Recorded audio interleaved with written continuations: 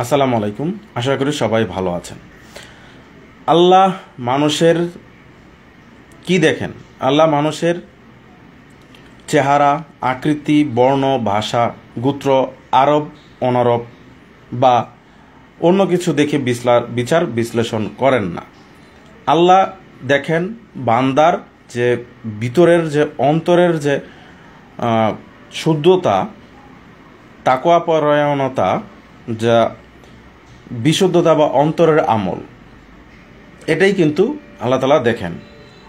আপনি কত টাকা ইনকাম করতে পারলেন, আপনি আপনার সন্তান কতটা বা আপনার স্ত্রী কয়জন রয়েছে, সেগুলো আল্লাহ তাআলার কাছে ম্যাটার করে না।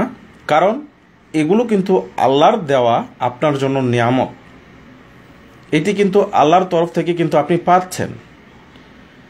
কিন্তু আপনি যে জিনিসটা ম্যাটার করে আল্লাহ তাআলার কাছে বা আল্লাহর দরবারে, সেটা হলো আপনি কি পরিমাণ তাকওয়াপূর্ণ বা আল্লাহর যে বিধিবিধান দিয়েছেন সেটা আপনি কতটুকু পালন করতে পেরেছেন। সেটা আপনার অজস্র পরিমাণে টাকা রয়েছে, আপনি চাইলেই হজ করতে পারেন, দান করতে পারেন, কোরবানি করতে পারেন, মানুষকে দিতে পারেন বা সমাজের অনেক উন্নয়নমূলক কাজে আপনি করতে পারেন।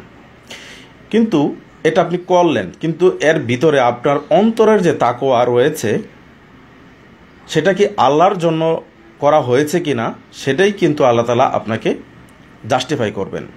যেমন আপনি অসংখ্য টাকা রয়েছে, আপনি একটি ব্রিজ, কালভার্ট বা নানান সমাজের উন্নয়নমূলক কাজ করলে অংশগ্রহণ করার জন্য দিলেন।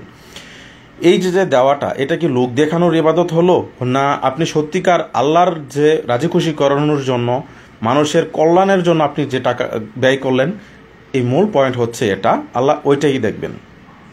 আপনি হজ করতে সমর্থবান, আপনি হজ করলেন, এই হজ করার যে করলেন, এটা কি লোক দেখানোর জন্য ছিল, না আল্লাহর যে তাকওয়া, যে অন্তরে যে পরিশুদ্ধতা, এটার জন্য ছিল, না আল্লাহ একমাত্র আল্লাহর উদ্দেশ্যে যে হজ করা সেটা ছিল? এটা আল্লাহ তাআলার কাছে এটাই আপনার গ্রহণযোগ্য। আপনার স্বাস্থ্য কেমন সেটা কিন্তু আল্লাহর কাছে ম্যাটার করবে না। আপনি কোন দেশে বাস করছেন বা আপনি আরব সমাজে বাস করছেন না নন আরব, এটাও আল্লাহর কাছে ম্যাটার করবে না।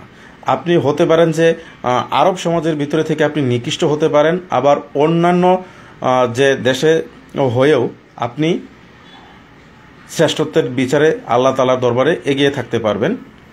হয় এগুলো হতে পারে যে আল্লাহ তাআলার যে ভালো কাজ, সেই কাজের মাধ্যমে।